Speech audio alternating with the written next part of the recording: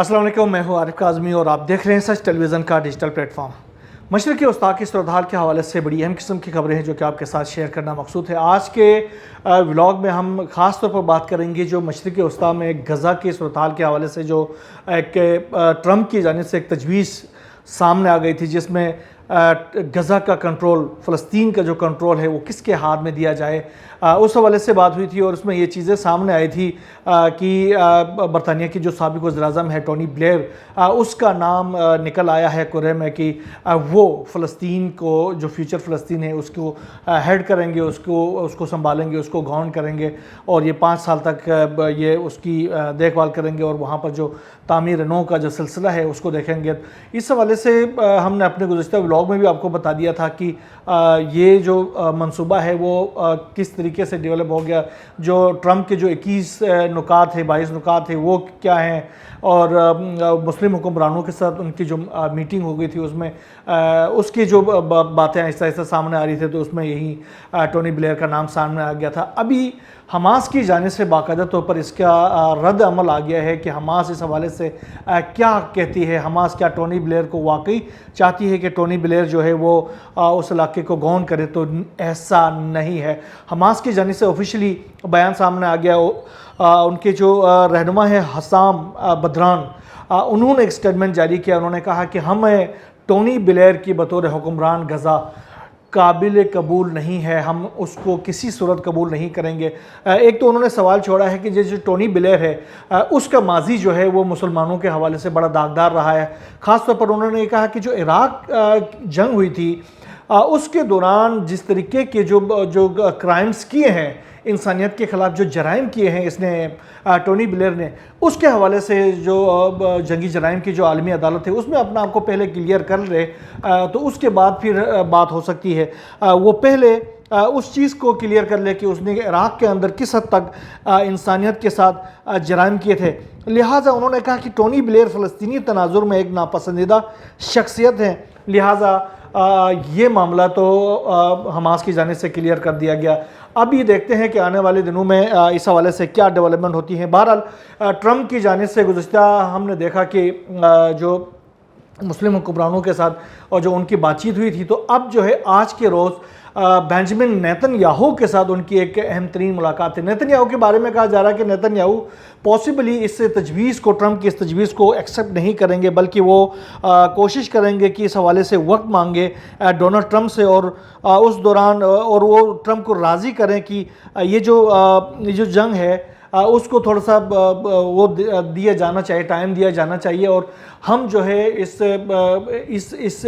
तजवीज़ के हवाले से, जंगबंदी की इस तजवीज़ के हवाले से, गज़ा पर हुकूमत करने की तजवीज़ के हवाले से वो चाहते हैं कि वो अपना जो इनपुट है, अपनी गवर्नमेंट का, अपनी फ़ौज का जो इनपुट है वो भी शामिल करके डोनाल्ड ट्रंप को दे सकें। बहरहाल उन्होंने ये कहा जा रहा है इजरायली अखबारात की जानिब से कि आज की जो मुलाकात होगी उसमें नेतन्याहू कोशिश करेंगे कि वो सदर ट्रंप से वक्त ले सकें इस तजवीज़ के ऊपर बातचीत करने के लिए, इस तजवीज़ के ऊपर अमल करने के लिए, तजावीज़ के हवाले से अपनी तरामीम जो है वो शामिल करने के हवाले से। देखते हैं इस हवाले से क्या डेवलपमेंट होती है। बहरहाल डोनाल्ड ट्रंप ने भी इस हवाले से बात की है। उन्होंने कहा कि अब हमें मशरिक़ वस्ता के लिए कुछ करना चाहिए। मशरिक़ वस्ता की जो सूरत-ए-हाल है उसको सेटल करने के लिए उन्होंने कहा है कि हमारे पास टाइम है, ये वक्त है कि हम इस मसले को हल करें। हमारे पास मशरिक़ वस्ता में अजीम काम करने का एक हकीकी मौका और इम्कान है। उन्होंने कहा कि पहली बार जो है वो सब ख़ास मकसद के लिए एक हैं और हम ये करके दिखाएंगे।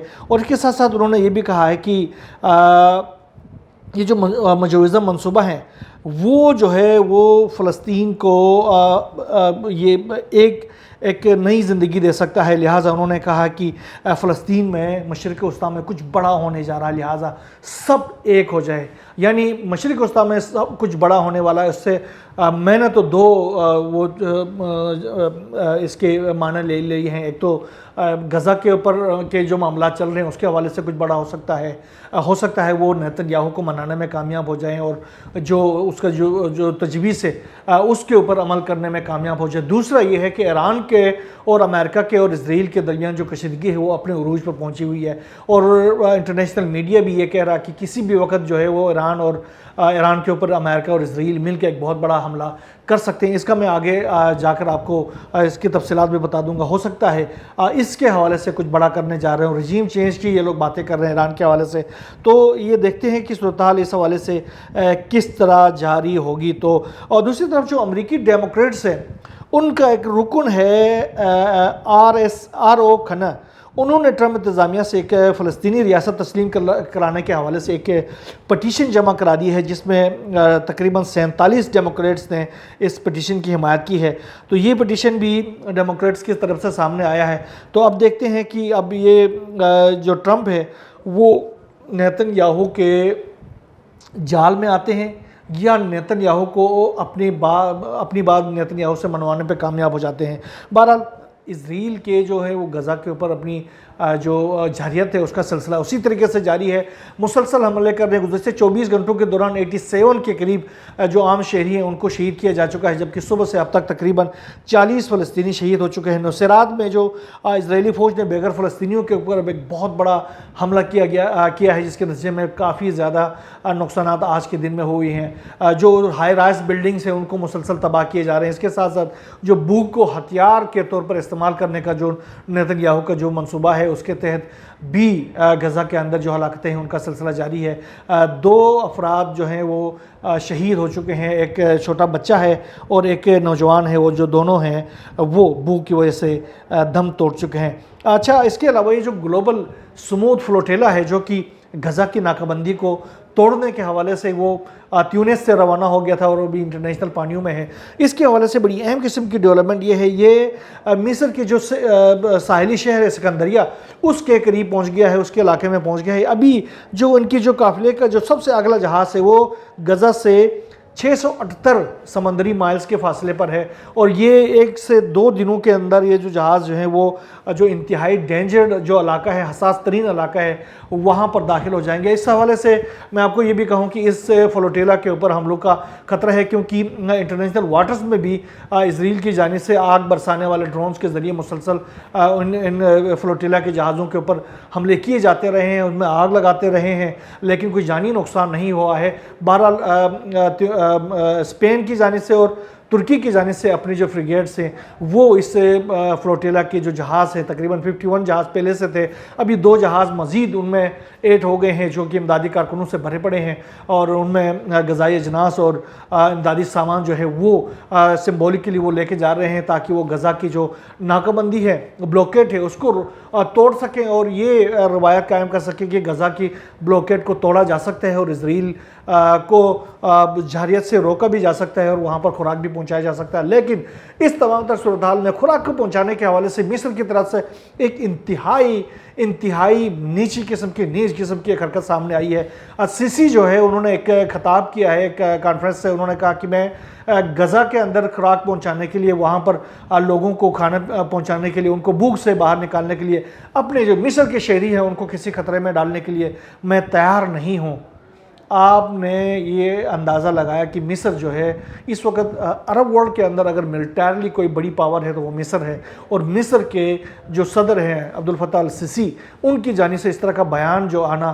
اس سے آپ اندازہ کر سکتے ہیں کہ یہ جو عرب رہنما ہے وہ کس حد تک کمزوری میں ڈوبے ہوئے ہیں، غلامی میں ڈوبے ہوئے ہیں، کہ ان کے پاس اتنی بھی جرأت نہیں ہے کہ وہ ان غزہ کے جو مظلوم مسلمان ہیں ان کے لیے کچھ کر سکے۔ یہ ایک انتہائی تشویشناک بات ہے کہ مصر کی طرف سے اس طرح کی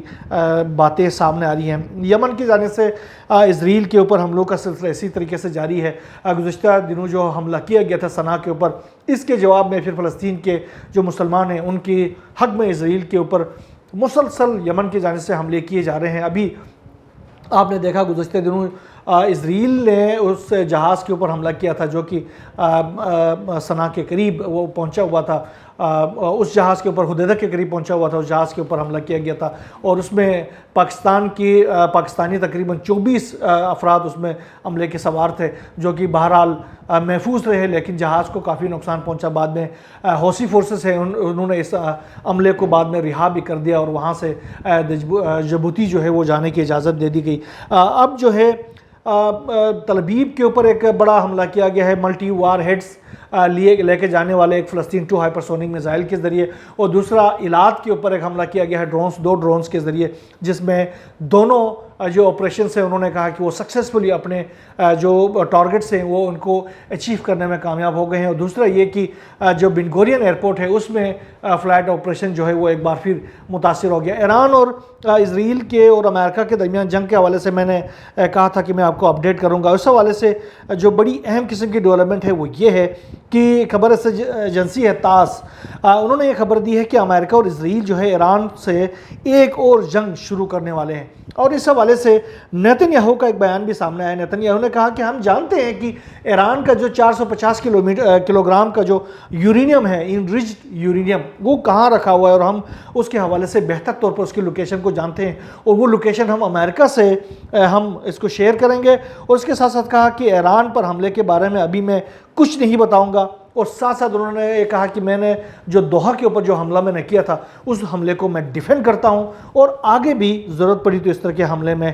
करूंगा, और इस इक़दाम को मैं मुस्तरद नहीं करता। दूसरा जो इसराइल के वज़ीर ख़ारजा हैं उन्होंने भी एक बयान दिया। उन्होंने कहा कि ईरानी एटमी प्रोग्राम का चारों तरफ से घेराव किया जाना है। मार्को रूबियो जो अमेरिका के वज़ीर ख़ारजा हैं उन्होंने कहा है कि जो स्नैपिंग मैकेनिज़म्स हैं जो यूरोपियन ट्राइका की जानिब से फ़ाल किए गए थे उसके तहत उन्होंने कहा कि अक़वाम मुत्तहिदा की सलामती कौंसल की जो करारदादें हैं वो फ़ाल हो गई हैं, और ईरान के ऊपर पाबंदियों का इतलाक़ हो चुका है, और ईरान हमारे साथ उसने कहा कि डायरेक्ट मुज़ाकरात भी करे। और उन तमाम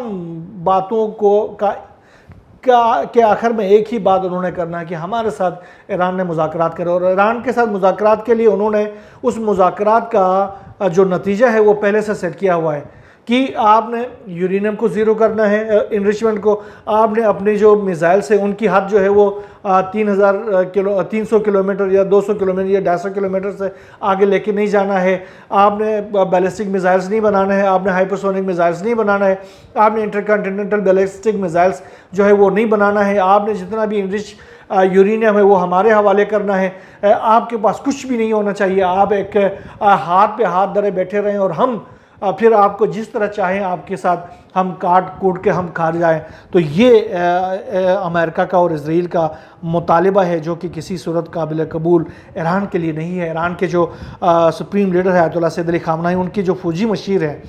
जनरल सफ़ी, उन्होंने एक बड़ा अहम किस्म का बयान दे दिया। उन्होंने कहा कि हम इसराइल को और अमेरिका को इंतहाई सख्त किस्म का जवाब दे देंगे, और इसराइल को इस दफ़ा जो हम जवाब देने वाले हैं वो जवाब इंतहाई हतमी किस्म का जवाब होगा। इसके बाद से इसराइल का थ्रेट दुनिया से ख़त्म हो जाएगा। और दूसरा उन्होंने ये भी कहा कि 12 रोज़ा जंग के हवाले से एक बड़ा अहम इंकशाफ किया। उन्होंने कहा कि 12 रोज़ा जंग में इसराइल के 16 पायलट जो हैं वो मारे गए, हलाक हो गए। और इसके साथ साथ उन्होंने कहा कि जंग के इब्तिदाई दिनों में ईरान को कुछ कमज़ोरियों का सामना करना पड़ा था, लेकिन चौथे दिन के बाद ताकत का तवाज़न जो है वो ईरान के हक में पलट गया और आखिरी मरहले में ईरान ने बरतरी हासिल कर ली। इसके साथ साथ ईरान के जो सदर हैं पेज़ेश्कियान, उन्होंने भी कहा कि हमारे पास इस वक्त सिर्फ 2 रास्ते हैं, या हम इन जारह ममालिक के हक़ में तस्लीम हो जाए, यानी शिकस्त तस्लीम करें, सरेंडर करें, या फिर मज़ाहमत करें। और हम अपनी कौम की सलाहियतों पर भरोसा करते हैं और हमने मज़ाहमत का रास्ता चुना है।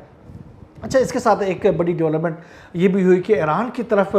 इश्तियाल अंगेजियाँ बाकायदा तौर पर अमेरिका और इसराइल की जानिब से शुरू हो गई हैं। एक MQ-4 अमरीकी ड्रोन जो है वो निचली प्रवास करते हुए ईरानी हुदूद में दाखिल होते हुए उसको देखा गया है, और उसको ईरान की जानिब से उसको टारगेट किया गया है। और इसके साथ साथ एक इराकी मीडिया ने भी रिपोर्ट किया है कि एक ड्रोन जो है वो इराकी सूबे बसरा है, वहाँ से ईरान और इराक के सरहद है शिलमचा बॉर्डर जिसको कहा जाता है, वहाँ पर ईरानी फोर्सेस ने उसको मार गिराया है। तो ये 2 वायलेशंस इस वक्त अमेरिका को और इसराइल की जानिब से किए गए हैं। ये जो शिलमचा बॉर्डर में जो गिराया गया है ये इसराइल का ड्रोन है, जबकि ईरान की हुदूद की तरफ जो जा रहा था वो अमेरिकी ड्रोन था। तो ये बाकायदा तौर पर ये इन्फिल्ट्रेशन शुरू हो गई। और जो ट्रम्प जो कह रहा है कि अभी सब तैयार हो जाएं, कुछ बड़ा होने वाला है, तो मुझे लग रहा है कि या तो वहाँ अगर बड़ा नहीं हुआ तो वहाँ तो मुश्किल लग रहा है बड़ा होने का, यहाँ कुछ बड़ा हो सकता है। और वाकई इस बार जो बड़ा होगा वो बहुत ही बड़ा होगा, क्योंकि ईरान ने कहा है कि हम हर तरह के सिनेरियोस के लिए तैयार हैं और इस बार हमारा जवाब बड़ा डिसाइसिव किस्म का होगा। इसके साथ साथ ایران نے ایک اسرائیل کی جاسوس کو ایک بار پھر پھانسی دے دی ہے. اس کا نام تھا بہمن چوبی. انہوں نے جو خاص طور پر جو ڈیٹا کے حوالے سے جاسوسی کی اور ایران کا جو اہم ترین ڈیٹا تھا وہ اسرائیل کو دے دیا, امریکہ کو دے دیا تھا, اور وہ قانون کی گرفت میں آ گیا تھا. آج اس کو باقاعدہ طور پر ہینگ کیا گیا ہے. ایران میں ہینگ کرنے کا طریقہ یہ ہے کہ اس کو ایکسکیویٹر کے اوپر لٹکا دیتے ہیں اور اس کو وہیں پر ساری دنیا کے سامنے ان کو لٹکا کے اس کو اڑا دیتے ہیں. اچھا, اس کے علاوہ جس طریقے سے سنیپ بیک میکنزم جب بحال ہو گیا ہے تو لامحالہ اقوام متحدہ کی سلامتی کونسل کے جو قراردادیں ہیں وہ بھی بحال ہو گئی ہیں, جو پابندیاں ہیں وہ بھی بحال ہو گئی ہیں. تو ایران, یہ جو پابندیاں ہیں خاص طور پر ایران کو اسلحہ بھیجنے کے حوالے سے یہ پابندیاں ہیں, لیکن اب دیگر ممالک کیا کرتے ہیں مجھے نہیں پتا, لیکن رشیا اور چائنا نے کلیئرلی کہا کہ ہم اس طرح کے کسی بھی قسم کے پابندیوں کو مانتے نہیں ہیں, ہم تسلیم نہیں کریں گے. اس وقت کل بھی رشیا کا ایک بڑا پلین جو کارگو طیارہ تھا ملٹری کا, وہ تہران میں اترا ہے اور اس نے وہاں پر بڑے پیمانے پر اسلحہ, مختلف قسم کا اسلحہ وہاں پر پہنچایا ہے, امونیشنز وہاں پر پہنچا دیے ہیں, اور یہی باتیں چائنا کی جانب سے بھی کی گئی ہیں. تو اب یہ جو دو بڑے ممالک ہیں ان کی جانب سے اگر ان قراردادوں کو یا ان پابندیوں کو تسلیم نہ کرنا ایران کے لیے بہت ایک اہم بات ہے, اچھی بات ہے, جس سے آگے آنے والے دنوں میں جو جنگ ہوگی اس کا سناریو بڑی حد تک تبدیل ہو سکتا ہے. کیونکہ دنیا جو ہے جس طریقے سے بلاکس کی طرف جا رہی ہے, اور ہم نے دیکھا کہ بھارت نے بھی ایران سے جو تیل کی جو تجارت ہے وہ دوبارہ سے جاری کرنے کا انہوں نے فیصلہ کر لیا ہے, اور ایران کو باقاعدہ طور پر ریکویسٹ بھیجی ہے کہ وہ ایران کے ساتھ تیل کا کاروبار کرنا چاہتے ہیں. تو یہ بھی ایک بڑی ڈیولپمنٹ ہے. دوسری طرف جو یمن کے اندر جس طریقے سے سید حسن نصر اللہ کی برسی منائی گئی تھی حزب اللہ کی جانب سے, اس کے بعد سے کافی چمگویاں کی جا رہی تھی کہ جو نواب سلام اور جوزف اون کی جو گورنمنٹ ہے وہ حزب اللہ کے ان جو منتظمین ہیں ان کو گرفتار کر سکتی ہے. بلکہ نواب سلام کی گورنمنٹ نے ابھی بھی کہا ہے کہ وہ ان کو چاہیے, جو متعلقہ حکام ہیں ان کو چاہیے کہ وہ حزب اللہ کے منتظمین کو گرفتار کر لیں. لیکن حزب اللہ نے کلیئر کر دیا تھا کہ ہم اپنے شہید قائد کی برسی شاہانہ شان طریقے سے منائیں گے. پوری دنیا سے جو مندوبین تھے وہ وہاں پر پہنچے اور بہت بڑا جلسہ تھا, لبنان کی تاریخ کا بہت بڑا جلسہ تھا. تمام جو شہر تھے لبنان کے, وہ اس تمام شہروں کے جو سڑکیں تھیں وہ شہریوں سے بھر گئے ہوئے تھے, اور وہاں پر حزب اللہ کے سربراہ سید شیخ نعیم قاسم انہوں نے بھی بڑا اہم قسم کا خطاب کیا, اور انہوں نے ایک بار پھر یہ کہا, نواب سلام کو بھی انہوں نے کلیئر کر دیا کہ آپ کے پاس وہ حیثیت نہیں ہے, وہ ہمت نہیں ہے کہ آپ ہمیں روک سکے, اور ساتھ ساتھ اسرائیل اور امریکہ کو بھی کہہ دیا کہ یہ جو تم دیوانے کے خواب دیکھ رہے ہو حزب اللہ کو غیر مسلح کرنے کے حوالے سے, وہ صرف آپ کا خواب ہی ہے. بہرحال یہ کچھ ڈیولپمنٹس ہے, جو بھی نئی ڈیولپمنٹس تمام تر سیناریو کے حوالے سے مشرقی وسطیٰ کی صورتحال کے حوالے سے سامنے آتی رہے گی, ہم آپ سے شیئر کرتے رہیں گے. یہاں بس اتنا ہی. اللہ حافظ.